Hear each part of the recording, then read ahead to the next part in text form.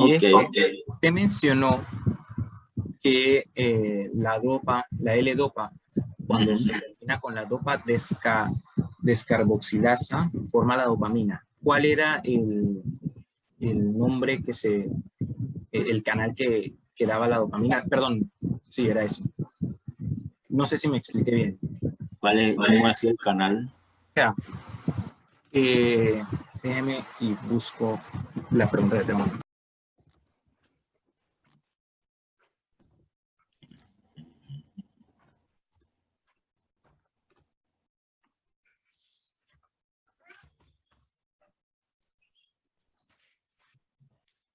No hemos iniciado. Estamos viendo aquí.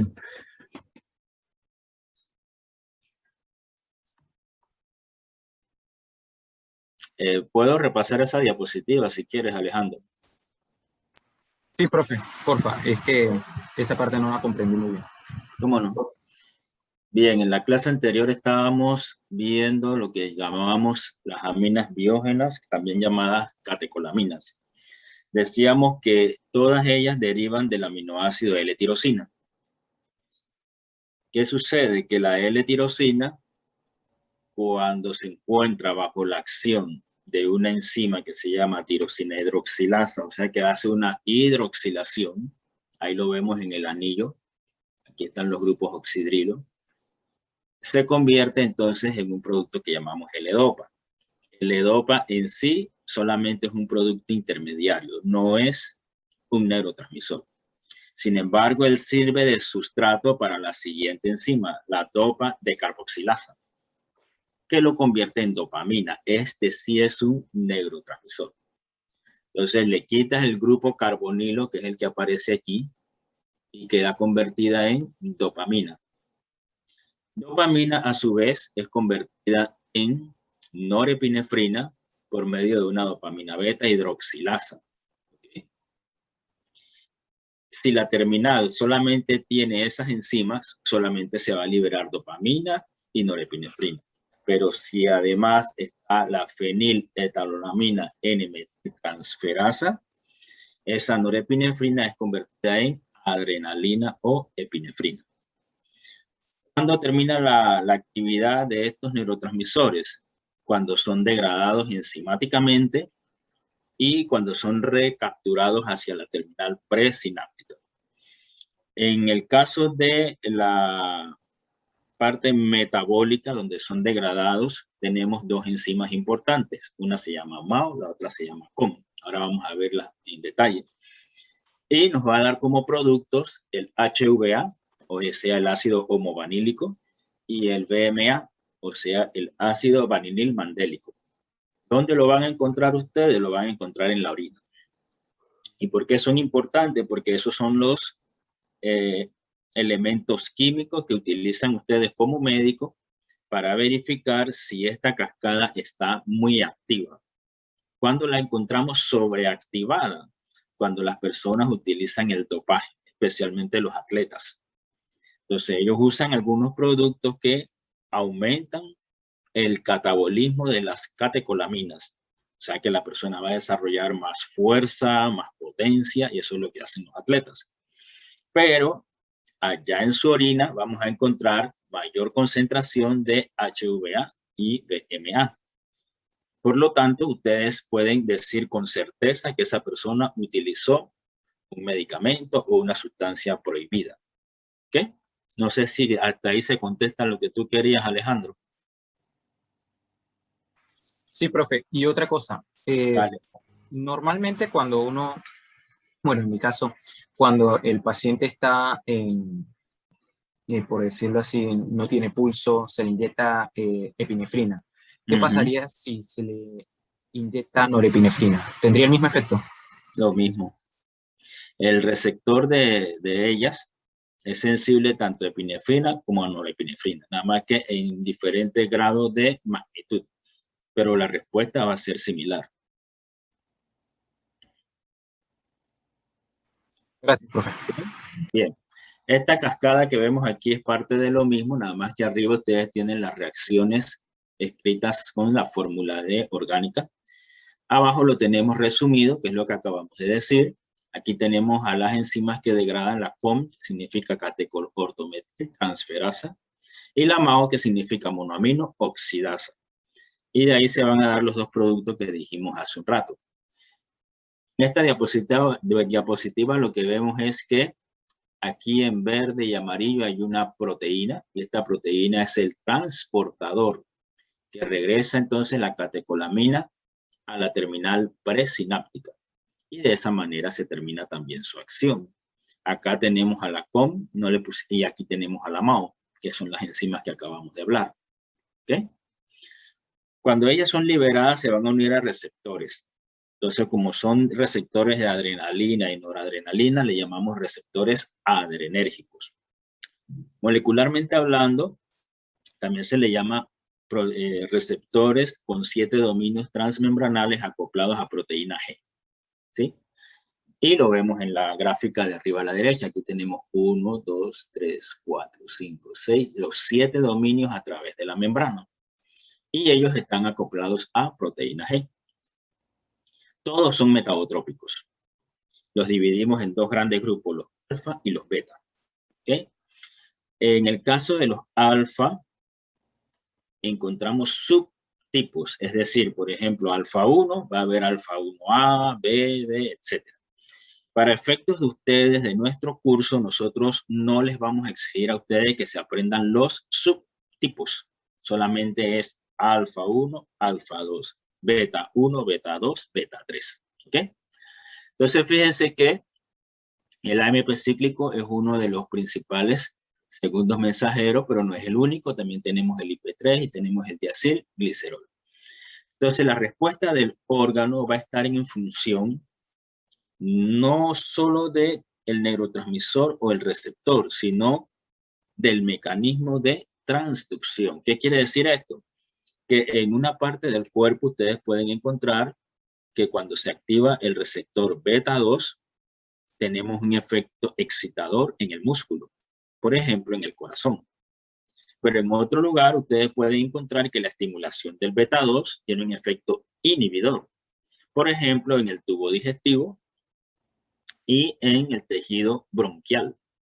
Entonces el bronquio se relaja, tenemos una broncodilatación si estimulamos a los receptores beta 2. Pero allá en corazón, lo que vamos a encontrar es aumento de la pendiente de la fase de prepotencial. Y eso hace que se alcance el potencial umbral más rápido y por lo tanto el efecto va a ser cronotrópico positivo. También aumenta la conductancia al calcio, así que vamos a tener un efecto inotrópico positivo. Y también se aumenta la velocidad de conducción a través del sistema de conducción intracardíaco. Y ese efecto le llamamos dromotrópico positivo. A diferencia, cuando vimos acetilcolina vía M2, los efectos eran negativos. Aquí son positivos. También tenemos los receptores alfa. Los tenemos, por ejemplo, en los vasos sanguíneos. El efecto de estimular a los receptores alfa es un efecto positivo. ¿Qué quiere decir? Que el músculo liso de los vasos sanguíneos se contrae. Hay una vasoconstricción mediada por receptores alfa. Pero en los propios vasos sanguíneos también tenemos receptores beta, que una vez estimulado nos va a dar vasodilatación. Entonces uno dice, bueno, si los dos efectos son contrarios, ¿con cuál me quedo? Sencillamente va a predominar uno de ellos en una situación dada, ¿sí? Por ejemplo, si usted comienza a hacer ejercicio, se libera más adrenalina y tiene inicialmente un efecto vasoconstrictor. Pero después, con el efecto metabólico, se estimulan los receptores beta y después tiene vasodilatación. Si tengo vasodilatación, llega más sangre a las células musculares y usted puede desarrollar más actividad física. Así que va a depender del órgano, del tejido, de la célula.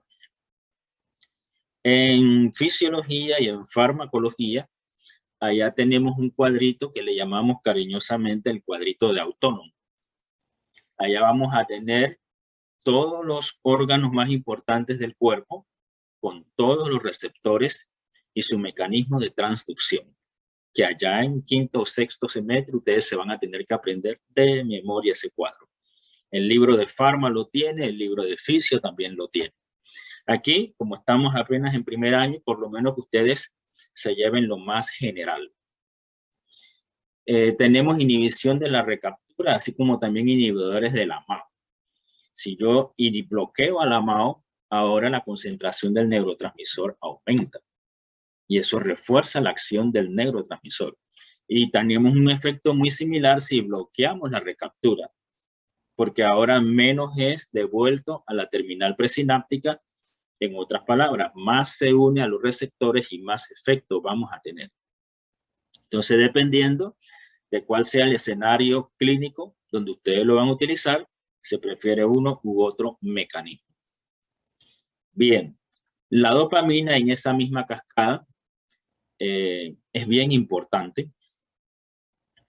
Ella va a trabajar a través de 5 receptores, de 1 a D5. Sin embargo, no siempre es estimulador o inhibidor. Tenemos de los dos tipos. De 1 a D5 son excitadores. De 2, 3 y 4 son inhibidores. Fíjense en el cuadro que de 2, 3 y 4 disminuye la AMP cíclica. Está acoplado a proteína G inhibidora. Mientras que de 1 y de 5 aumenta el AMP cíclico, está acoplado a proteína GS.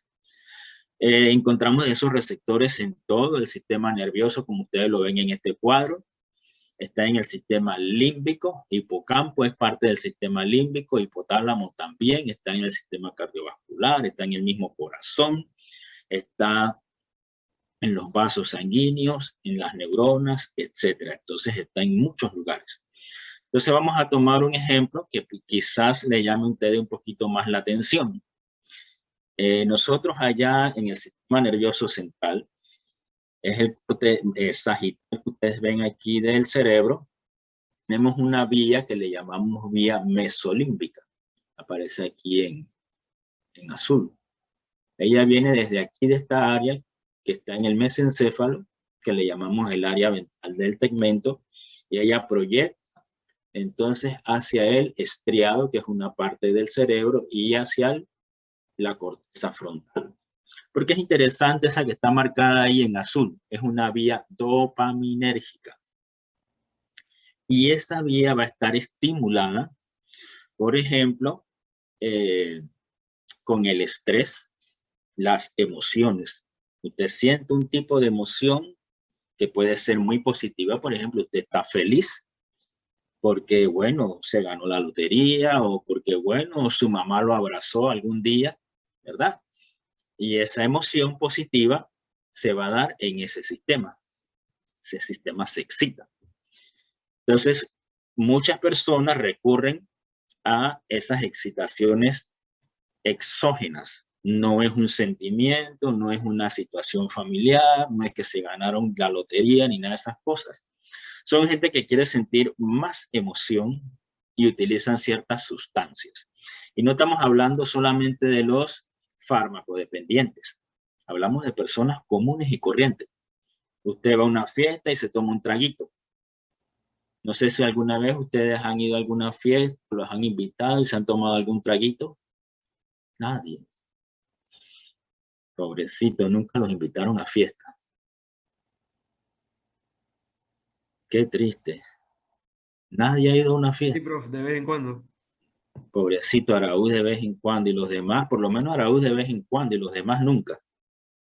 Hay una cuanta, profe, También. poquito, pero sí. Bueno, ya están saliendo por ahí ya más humanizados, ya más terrestres, ¿verdad? Los otros pobrecitos quedaron atrapados en el triángulo.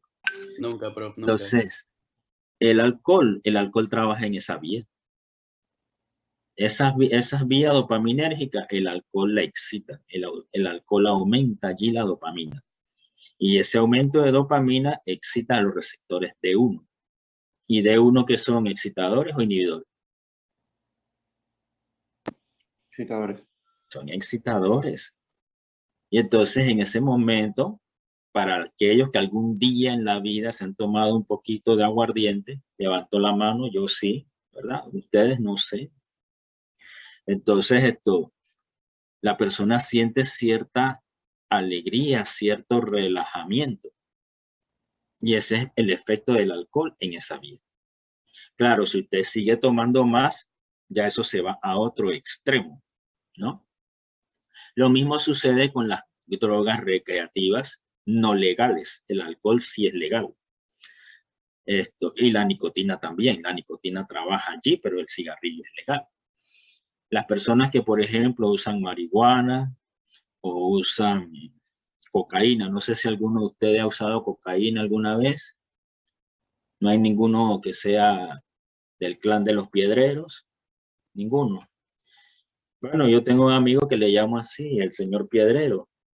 El señor Piedrero me dijo que él sabe que cuando él consume la piedra, él bloquea al transportador de dopamina y actúa entonces aumentando la acción sobre receptores D1 y D5. Y esa sinapsis él sabe que es allá en el sistema mesolímbico. Entonces esta neurona que ustedes ven aquí grandota representa la celeste que está acá. Entonces fíjense que en la terminal axónica, esto verde que está aquí representa la proteína transportadora de dopamina, o sea que la recaptura. ¿Qué sucede? Estos cristalitos que ven aquí son los de la piedra, que es una forma de cocaína. Y esta T representa que bloquean a esta proteína. En otras palabras, se va a acumular más dopamina en la sinapsis, porque disminuye su recaptura. Y eso inicialmente da un efecto D1 y D5 potente, fuerte. Entonces la persona en ese momento se siente extremadamente feliz, siente que vuela, ve todo el mundo bonito, se siente feliz, se siente relajado. Y por eso es que la gente busca esa droga. ¿Ok? Pero la misma droga también, ¿verdad? Eventualmente va a aumentar la actividad de 2, de 3 y de 4, principalmente de 2. Y eso lo tenemos allá en amígdala y en el hipocampo, que son estructuras del sistema límbico. Y produce un efecto depresor. No sé si ustedes han oído o han visto que después que la persona usa la droga, después que le pasa el high, viene una etapa donde no recibe ni transmite. ¿Nunca lo han visto? Ni en Una etapa de bajón. Ajá, muy bien. Para los que algún día han visto eso, aunque sea en la televisión, ¿verdad? ¿Qué está sucediendo ahí? Sencillamente que la misma droga también secundariamente, o sea, en el tiempo, después que faltas, pasa su efecto excitador. Entonces ella potencia la parte inhibidora, que también se explica por otros receptores de dopamina. De la dopamina aumenta mucho, ¿verdad? Los estados de euforia, los estados de felicidad. Y la gente como que se olvida de los problemas. Pero eso tiene su precio. Primero, de que causa adicción. ¿Sí? La persona ya no se siente bien si no usa la droga. Y después que está usando la droga, ocurre lo que conocemos como down regulation, o sea, regulación hacia abajo de los receptores, y pierde la sensibilidad a la droga. En otras palabras, para poder sentir tiene que aumentar la dosis. Y la droga tiene un costo. Entonces comienza a faltar el dinero. Y eso trae alguna conducta criminal asociada entonces al consumo de drogas. ¿Ok? Pero en la vida diaria normal, si usted no consume ninguna sustancia extraña, ese mecanismo se activa. Ahí tenemos, por ejemplo, conductas de placer, felicidad, ¿verdad? Cosas agradables en cierta medida, pero hay gente que, bueno, quiere todavía más. ¿Okay? Técnicamente, además de lo que hemos hablado, existe una patología asociada a la dopamina. Aquí en este corte coronal del cerebro, tenemos abajo lo que es el mesencéfalo, o sea, la parte superior del tallo cerebral. Y aquí tenemos unos núcleos en la base del cerebro. Estos núcleos se llaman así, núcleos de la base. También le llamamos ganglios basales.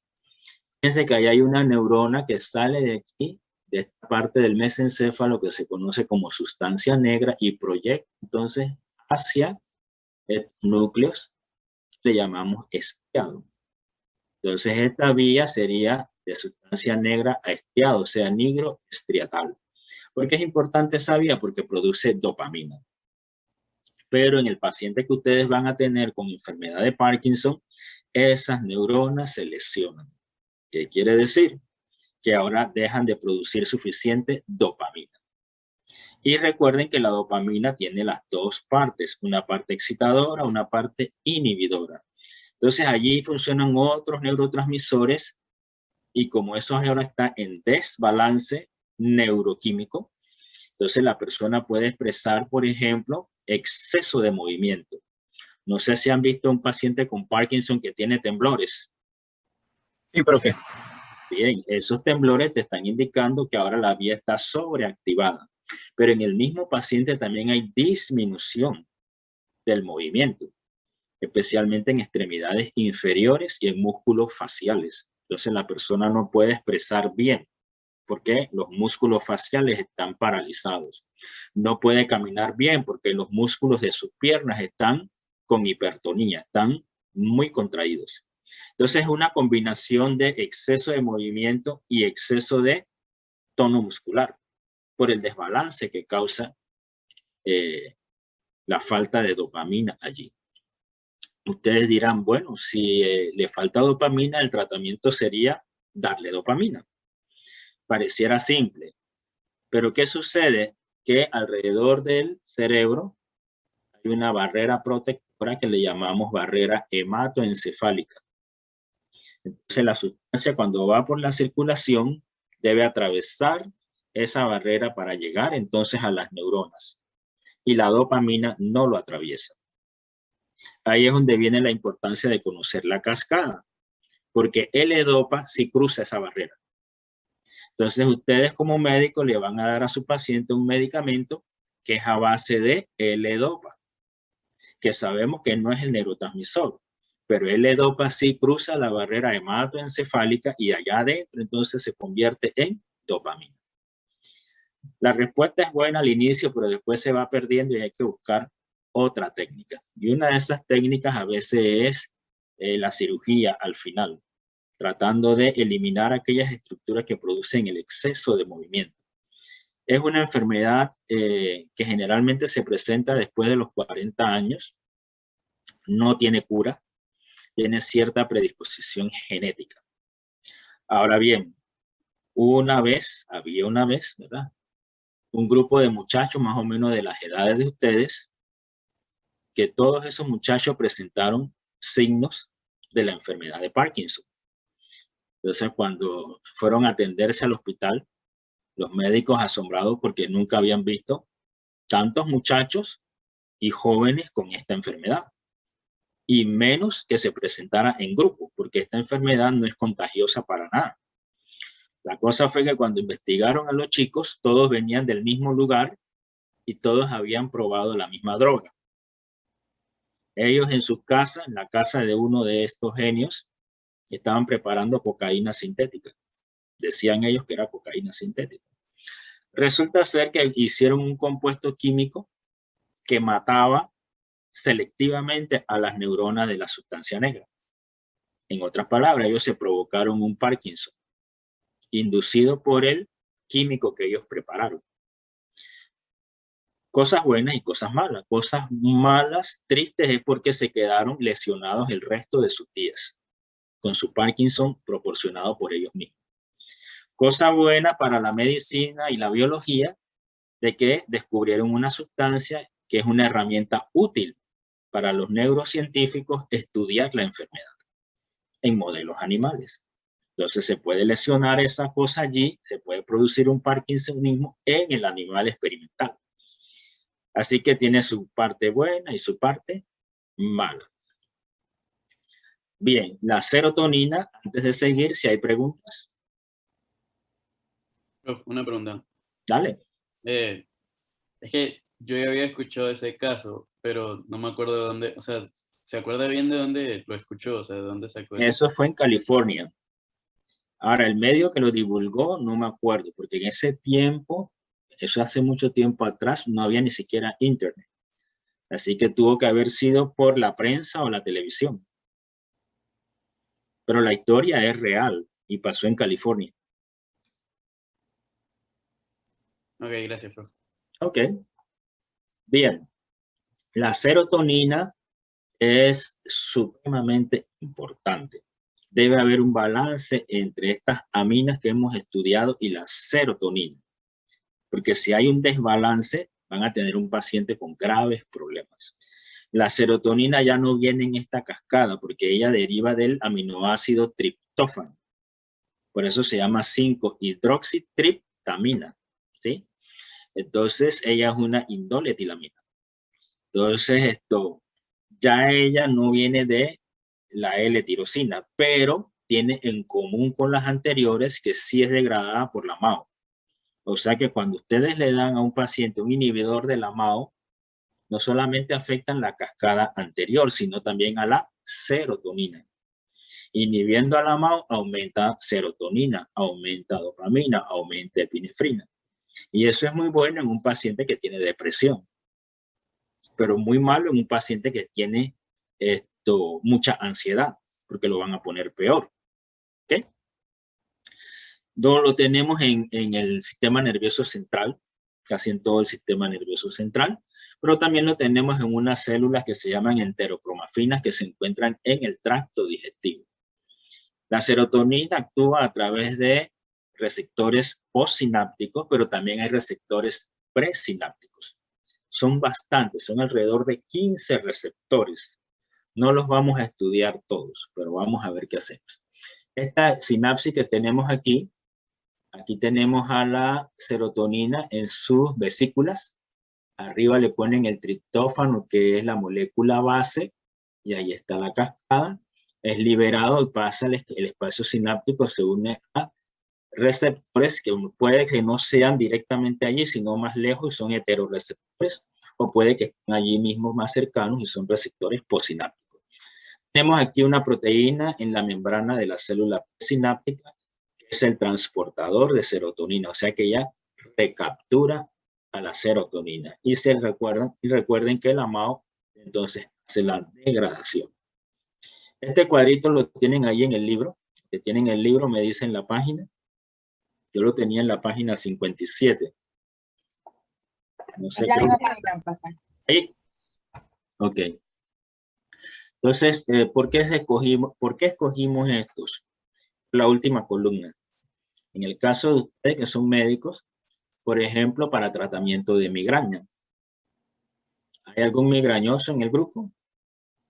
¿Nadie? Yo, profe. Por ahí, Alejandro, hay uno. ¿Más nadie? ¿Las muchachas? ¿Ninguna? Wow. La clínica del niño sano. Qué bien.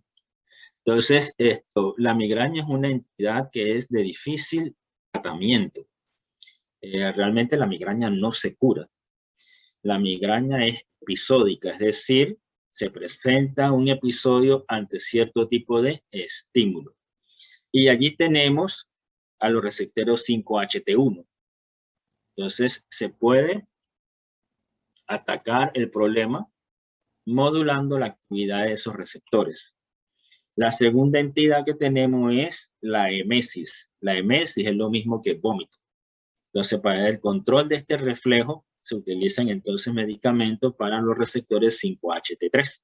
Ahora vamos a ver un poquito más de detalle. Y la última, no menos importante, para el tratamiento de los episodios psicóticos, aquellos pacientes que pierden contacto con la realidad. Entonces, esos antipsicóticos van a trabajar sobre receptores 5-HT6 y 7. Todos son metabotrópicos excepto el 5-HT3, que es ionotrópico. ¿Dónde lo tenemos? Sistema nervioso central, esos lugares que dice allí. Esta es otra forma de verlo. El 1 tiene efecto inhibidor, todos los demás son excitadores, aunque hay variaciones por los subtipos. Vamos a ver entonces qué pasa con la migraña, que es bastante común. Creo que Alejandro fue el que dijo que era migrañoso. Él sí sabe el dolor que eso produce. Yo también lo soy. Uno de mis estímulos que hace que tenga la migraña es el frío, pero el frío directo sobre la cabeza. O también la falta de sueño. Si no duermo bien, puedo tener un episodio. Otras personas tienen otro tipo de estímulos, son muy diversos. Hay gente que con el estrés tienen migraña, otros con el hambre tienen migraña, etc. Entonces, ustedes ven el título, ahí dice sistema trigeminal vascular. ¿Por qué ese título? ¿Y qué tiene que ver con migraña? En el momento en que tenemos el dolor migrañoso, lo que ocurre acá en el cerebro es vasodilatación de los vasos sanguíneos cerebrales. Y esos vasos sanguíneos están inervados por el nervio trigémino, que es el quinto par craneal. Por eso tenemos el título sistema trigeminal vascular.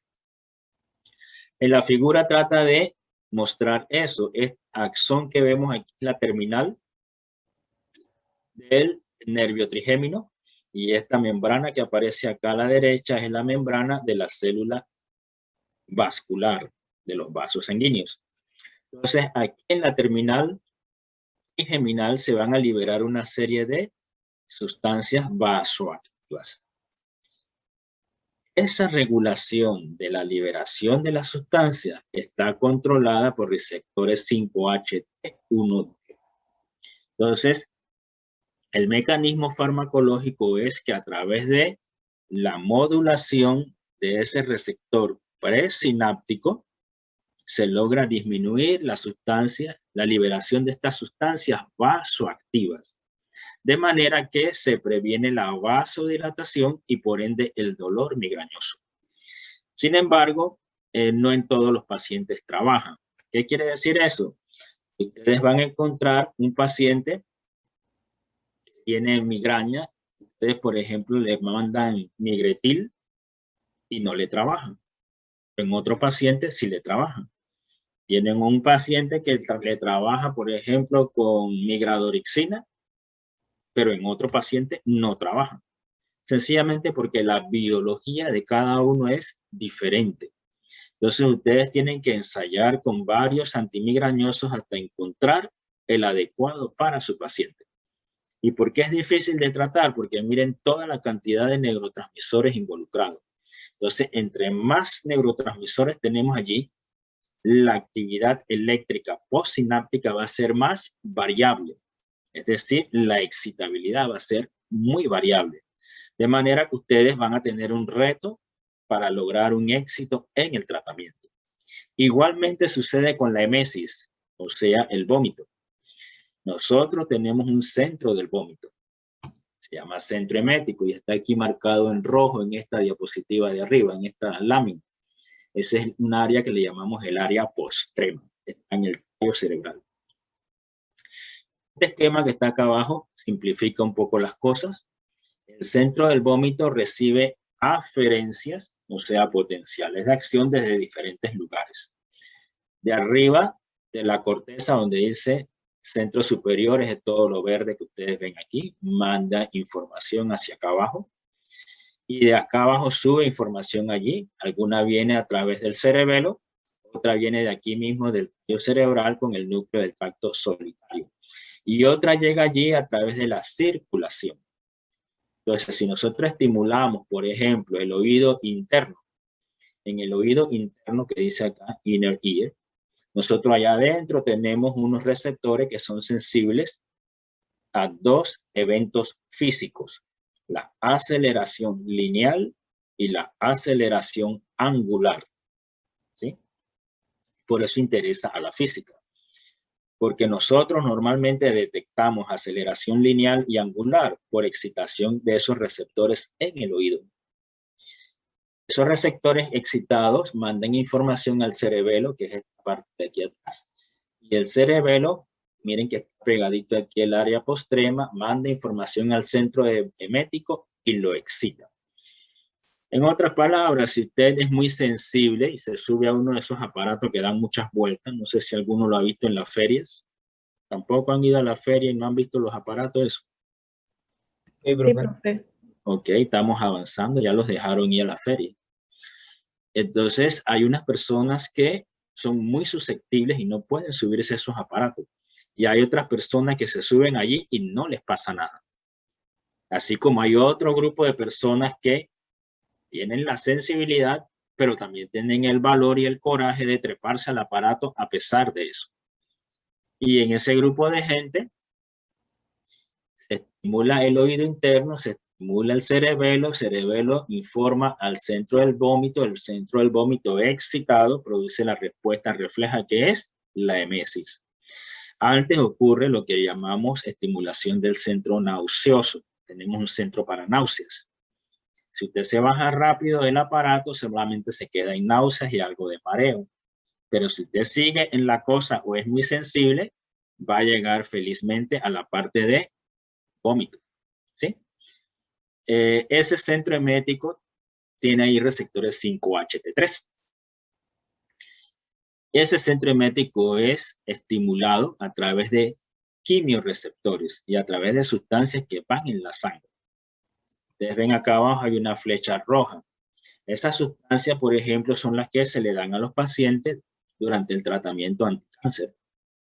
Y esas sustancias, cuando viajan en la sangre, estimulan aquí un área que llamamos quimiorreceptora, una zona de gatillo, y esa a su vez estimula el centro emético.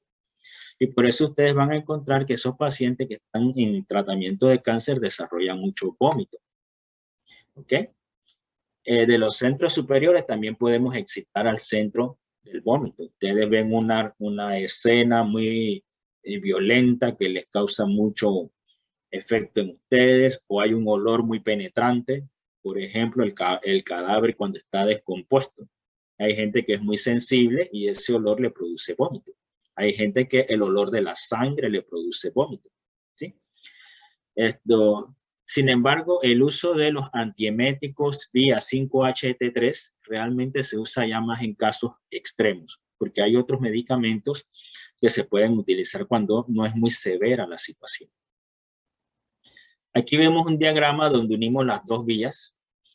En azul tenemos la vía dopaminérgica que estamos hablando hace un rato y en rojo la vía serotoninérgica. Fíjense que son muy parecidas.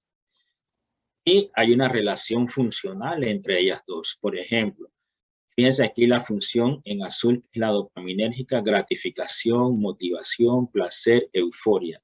Eso influye mucho en una conducta o en un estado de ánimo, que acá en rojo con serotonina le llaman temperamento. Así que el estado de ánimo, el grado de felicidad, la motivación que usted tenga, está siendo regulada por estas dos vías, dopamina y serotonina.